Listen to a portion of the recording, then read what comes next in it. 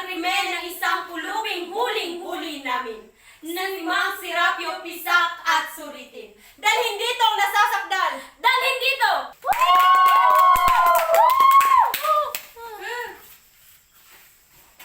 Magandang gabi, Ginoo. Silensyo! Huwag kang nagsasalita habang kami ay nagsasalita! Bastos ang nagsasalita habang kami nagsasalita! Patawarin ho ninyo siya. Ganito talaga ang mga walang kapangyarihang tulad niya. Mangmangat yun na sulirin naming mga may kapangyarihan. Ba't ka magalaw ng galaw? Tumigil ka na matawid! Gusto ko lang malaman kung anong krimen ko. Hindi mo ba alam? Hindi yo. Hindi ba nila sinabi sa'yo? Hindi. Problema mo na yun! Pag-aaruga ng bata ang kanyang krimen. Pag-aaruga ng bata! Sapagkat pag-aaruga ng bata ay panunugsong umasta. Sa makatuwid, nawawala ng pera ang federasyon. Narinig siyang nagsasalita sa anak niya. Sol, formalidad na lamang itong paglilitis. Dad na rin ho ang hatol ko. Ginoong Serapio, mabuti ba ang tulog mo? Oo. Nakakain ka na ba? Opo. Magaling! Handang-handa ka na para sa paglilitis mo. Ilang araw mo nang suot ang kamisidentro mo. Ikaw ba'y naghilamos na? Naligo? Nagpunas man lang! Na-spray mo na ba siya? Ituloy ang paglilitis. Sa aking 9 na taon sa federasyon, wala pa akong nakilalang mga tagapagtanong na kasing daldal nitong dalawa. Ituloy ang paglilitis. Bueno, Ginoong Serapio. Sabihin mo sa amin ano ang pangalan mo. Tumigil ka na matuwid! Sabihin mo sa amin ano ang pangalan mo. Pangalan! Serapio ho. Serapio! Serapio! Serapio! Oh, Serapio! Serapio! ano ho? Ano Serapio? Serapio. Serapio, Serapio! Ay, hindi ho. Serapio lang. Ah, Serapio lang. Trabaho! Trabaho! Wala ho. Ano? Wala kang trabaho? Wala ho. Hindi ba isa kang pulubi? Oo. Trabaho mo na yun! Klasifikasyon? Klasifikasyon? Klasifikasyon! Ano ang klasifikasyon mo bilang isang pulubi? Nagmamakaawa o aliwan? Pakunwari o karaniwan? Nagrerenta ng sanggol o bata? Upang akitin ang luha ng madla. Yan ang uring nagmamakaawa. O tumutugtog ka ba, silendro o gitara, drum o kahit na banda o rondalya? Kasama ng sayaw o kanta nang maaliw ang madla at ikay bigyan ng kwarta. Yan ang uring aliwan, maaari naman ding nagkukunwari ka, ikay pinaglihing sa isang palaka. Kung hindi naman ikay isang palso, ngunit isang klasifikado. Pakunwari, Bingi, bulag, pilay, pipi, madlay madaya man. ikay yayaman, Yan ang uring pakunwari. walang guni-guni. Ang nais huling uri. Mga tunay na pipi, bulag, pilay. Walang guni-guni. Wala rin salapi. Talagang ganyan ang buhay nasa huling uri. Ang uring karaniwan, alin ka sa apat, nagmamakawa o aliwan, pakunwari o karaniwan. Ang uli ho.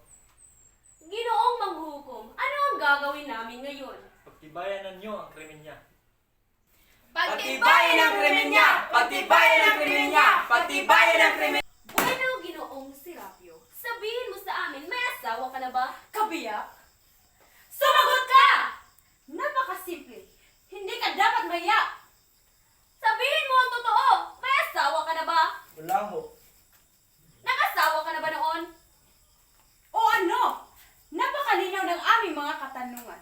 Nakapagtataka ang katahimikan mo. May asawa ka na ba noon? Oo, ngunit siya ay patay na. Ah, wala. Hindi ba sinabi mo sa amin may asawa ka nga? Magaling. Napakabilis ng aming mga paglilitis. Sapagkat matatalino at magagaling ang aming mga tagapagtanong. Magaling! Ginoong Serapio, may anak ka na ba? Ba't nung yung tinatanong? Aba, pilosopo! Ano ho ang krimen ko? Ginoong Serapio! Patawarin niyo ako. Wala ka bang utak? Tandaan mo kung sino ka. Isang pulubing hama kulisap! Sagutin mo ang aming tanong. Nagkaroon ka na ba ng anak? Oo. Ba't ngayon mo lang sinabi? Marami pang arte! Ano ang krimen ko? Umupo ka at malalaman mo. Di ba store na pangalan ng anak mo? Oo, ba't niyo alam? Marami kaming alam tungkol sa iyo! Yun din ang pangalan ng kanyang ina. Sol Consuelo. Namatay ang kanyang ina nang siya ay pinanganak. Ang pagpanaw niya ay pagsapit ng kalungkutan. 2 hiyaw ang tumaginting sa aming silid sa gabing yaon. Ang aking hiyaw at tapis ng pagkamatay ni Sol. At ang hiyaw ng tapot ng naisilang na Sol na naging larawan ng kanyang ina. Maputi, maitim ang mata, madalas na nakangiti. Lundag na lundag kapag iniwan ko ng kending matamis at laruan. Sana'y nakita niyo siya at ang kanyang halakhak. Sol! Sol!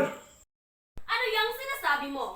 Wala ho. Huwag ka mong party-arte pa? Bastahin namin mo may anak ka. Drama-drama ka pa dyan? Ano, tapos na ba ang paglilitis? Oho, inamin na nga niya nga anak nga niya yung Sol na yon. Ito ho ang kahon ng mga instrumentong ginagamit sa pagpaparusa ng aming mga kasapi. Humahanga ako sa federasyon, ubod ng karunungan at pag-uunaw. Sapagkat ang katotohanan ay pawang gawa ang mga batas. Halimbawa, ang pagpipi at ang pagpilay. Ipalagay nating bulag ang kriminal. Hindi ba't makikinabang din siya? Hindi ba't tataas ang kita niya kung pilay siya? Bulag na, pilay pa. At di lang siya makikinabang. Ang federasyon, sapagkat tataas ang kanyang abuloy sa federasyon. Yan ang tinatawag kong karunungan. Sapagkat ang nagpaparusa at ang pinaparusahan ay kapwa nakikinabang. Ito po ang ISP. Ano, handa ka na ba? Para sa ano? Sa pagbulag! Ha? Sa pagbulag! Sanay na mga gwardya! Alam nila kung anong parte ng mata ang unang bubulagin. Pagbulag? Huwag kang matakot!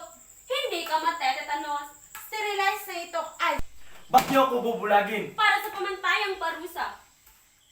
Para sa ano? para sa krimen mo. Krimen? Huwag kang galaw ng galaw. Bitawan niyo ako! Bitawan niyo Huwag ako! mo kami Bitawan niyo ako! pagbintangan. Hawakan niyo nga siya. Ang ulo niya, hawakan niyo, hawakan niyo! Ano ba ang krimen ko? Relax lang, relax. O ano ang gusto mong malaman? Ang krimen ko! Ano ang krimen ko? Ang krimen mo, yun lang pala. Ba't di mo sinabi agad? Sigaw ka pa ng sigaw dyan. Ang krimen ni Mang Serapio. Ang buhay ng tao'y lansangan ng hirap. Ang mundo'y daigdig ng kirot at bahas. Pagkakasalay sakit sa ating pagkatao. Pag-aaruga ng bata ang krimen ni Mang Serapio. Krimen mo, Mang Serapio, at wika pa sa aming aklat. Bawal mag-aruga ng bata o asawa. Ang tao na nakita'y nawawala ng pera. Ginagasto mo ang federasyon para sa isang bata. Magpabulag ka na para makauwi na tayo ng umaga. Ngunit wala naman akong batang inaaruga. Ano? Wala akong batang Ginoong inaaruga. Serapio, huwag kang magsisinungaling. Hindi ako nagsisinungaling. Huwag mo kami lokohin. Wala akong niluloko. Ang parusa sa pagbubulaan sa hukuman ng pagpipi. Ngunit sinasabi ko na ang katotohanan. Hindi ba't sinabi mo sa amin may anak ka nga? Narinig ka namin lahat. At isa siyang babae. Ikaw mismong nagsabi. At inaaruga mo pa nga siya. Ngunit patay na siya. yan sinabi Ano? Patay na siya? Si Sol patay na? 3 taon ang patay. Sinasigasaan siya ng jeep. Patay na siya! Patay! Tunay nang malungkot ang kwento mo. Pinipiga mo ang aming puso. Walang alinlangan ang sining ng iyong pambobola. Patay na siya! Magsalaysay ka nga ng hinggit na paniniwalaan namin kaysa dyan. Totoo ang sinasabi ko. May 3 kaming saksi, Ginoo. 3 saksi na nanunubog sa iyo araw-gabi. 2 linggo na silang nakabantay. Nagsisinungaling sila. Wala akong batang inaaruga. Tignan natin. Lalabas din ang katotohanan. Kung sila ay nagsisinungaling, sila ay paparusahan. Ngunit kung ikaw ay nagsisinungaling, pumarito ang 3 saksi! Kayo na naman? Oho. Kayo na lang palaging nagpapabulat sa iba. Talagang ganyan ho ang buhay. Tagapagtanggol lang ho kami ng kalinisan nitong federasyon. Mga patnubay na kabutihan nitong lipunan. Kayo ba ang unang nagsumbong sa kanyang krimen? Oho. Pwes, ayan ho ang batas ng aming federasyon. Kung mapatunayan nila ang kanilang sakdal, sa kanila na ang lahat ng kasangkapang ni Ginoong Serapio at 10% ng kanyang kinikita. Buhaya! Mga buhaya kayo! Mga buhaya! Ano nga siya? Igala mo itong hukom, Ginoo. Mga hukom ng federasyon. Sabihin niyo ang nakita niyo! Nakita namin siyang pawing may dala Mamantikang supot sa kilikili niya. at susulyap-sulyap sa kanat kaliwa. Takot sa wari ko na matagpuan siya. Takot sa wari ko siya'y matagpuan? Sinundan namin siya hanggang sa bahay niya. Nagtago kami at narinig namin Ito na, Sol. Kumain ka na at isuot mamaya ang damit mong pula. Ginoong Serapio, paparatahan kitang pag-aaruga ng bata. Buglagin ka ngayon. Yan ba yung mga katibayan ninyo? Oo, masaya na kami. Kulang pa yung mga katibayan ninyo. At ano ang kakulangan? Si Sol, aking buhay na anak. Mga tanga, mga espiya ninyo. Huwag ka magsalita sa harap namin. Kami ang mga opisyal nitong hukuman. Akala nyo, nahuli nyo na ako. Akala nyo? May isa ba sa inyo na nakita na buhay ang anak ko? Wala! Wala ba sa inyo nakakita sa kanyang anak? Narinig namin siya nagsasalita sa anak niya. Gabi-gabi sa buong linggo na nandun kami. At kaya namin alam na alam ang mga sinasabi niya ay sapagkat Nagsisinungaling sila lahat! Nagsisinungaling sila lahat! Nagsisinungaling sila lahat! Ginoong Serapio, gabi-gabi sa tagdang oras ay narinig namin siya ng paulit-ulit.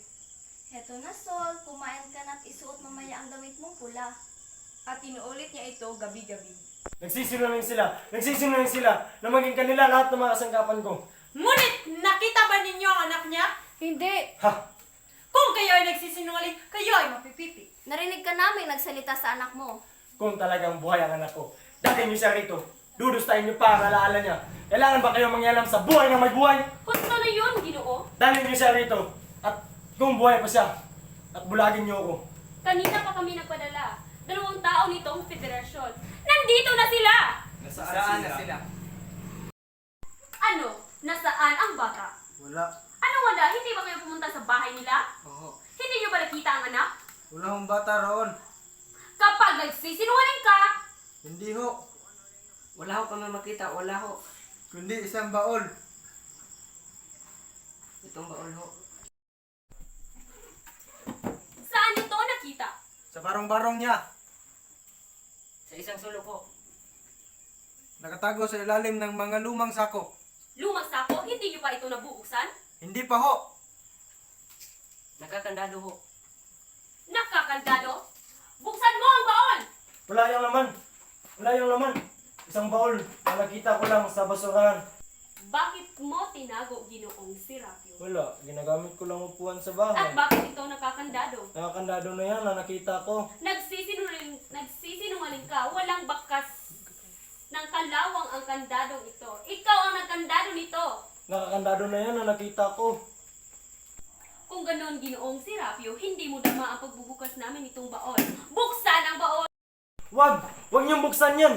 Bakit ba kayo manginginom sa buhay na may buhay? Wag! Wala kang kapangyarihan sa hukumang ito, Ngunit Ginoo. akin yung baul. Eh ano? Wag niyong pakialaman yan! Pigilan mo kami. Papatayin ko kayo! Papatayin ko kayo! Hawakan niyo siya! Ibubunyag ko kayo sa pulis! Ibubunyag ko ang mga katiwalaan ginawa ninyo!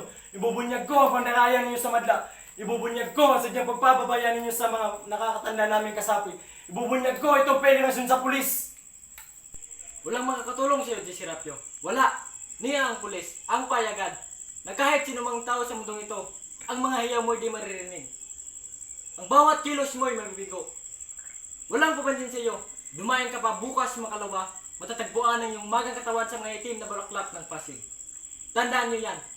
May 40 pesos kayong dapat ibibigay sa federasyon, araw-araw. At ibibigay niyo ang pera ngayon sa amin. At kung kapag hindi kung kayo ay nakakakita, pipitasin namin ang iyong mga mata. At kung kayo ay nakapagsasalita, puputulin namin ang iyong mga dila. At kung kayo ay nakakalakad, babasagin namin ang iyong mga buto.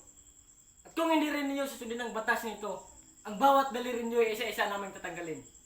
Malungkot nga ang bahay sa federasyong ito, ngunit kasapin na kayo hanggang kamatayan. Kamatayan lamang ang makapagligtas sa iyo kapag sumali ka sa federasyong ito. Buksan ang baol. Baliwala lang naman sa inyo ang laman yan. Baliwala. Kung tangkain kong magpaliwanag, pagkatawanan lamang ninyo ako. Ang masasabi ko lang sa inyo, nabubulok na naman. Nabubulok na kamay. Nabubulok na balat. Nabubulok na buto. Manika? Sol! Sol! Si Sol? Sol! Buhay ang anak ko! Sol! Buhay ang anak ko! Sol! Bitawan niyo siya! Bitawan niyo siya! Ginasto mo ang pera ng federasyon para lang dito? Huwag niyo akong pakialaman! Isang pamahid ng tain ng kabayo.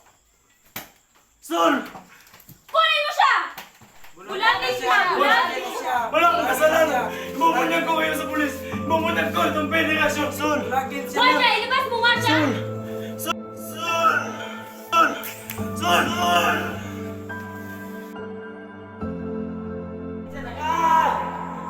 Umuwi ka tulad ng dati? Sa Marso pa? Umaasa kami na maunawaan ninyo kung bakit kami napilitang parusahan si Serapio. Tinuturuan niya ang mga kasaping magkaroon ng haraya, ang mga pangarap na di naman matutupad at ginawa niya'y nakasisira sa mga kasapi nitong federasyon. Ang anumang federasyon ay nangangailangan ng mga kaayusan ng mga batas. Ang naninira nitong kaayusan ay mga nganib. Ang ginawa ni Mang Serapio salungat sa aming batas. Ang ginawa niya ay pulos mali siya. Ipinagtanggol lang namin ang aming kapwa-tao. Ito'y dapat yung lubos na maunawaan. Nakita niyo sila isang-isang nag-aalisan. Babalik din sila. Babalik. Alam ninyo, nagkamali si Ginoong Serapio na sabihin niya'y kami sadyang pabaya sa mga matatandang kasapi. Ang mga matatandang kasapi, ang mga matatandang pulubi, ay siyang mismong ayaw mabuhay. Pilitin mo man sila, ayaw nilang kumain, uminom lang ng kaunting tubig araw-araw. Sapagkat wala silang makikita kundi kriminlan sa langit at hinihintay na lang ang pagdapo ni kamatayan sa kanilang darungganan. Bali-bali na ang aming pakpak, wala sa amin ang lakas upang lipirin ang napakataas na pader na konkreto. Marahil ay ibiniti na ni Mang Serapio sa harap namin ang susi ng aming piitan. Ngunit napakahirap hiwain sa sariling ilantad sa pag-ibig. Ang balon ay malalim at nasa kailaliman ng nasang lumilipad at hanapin ang sinag ng araw. Ngunit ang gula-gulanit na diway, mahinang bumawagayway lamang.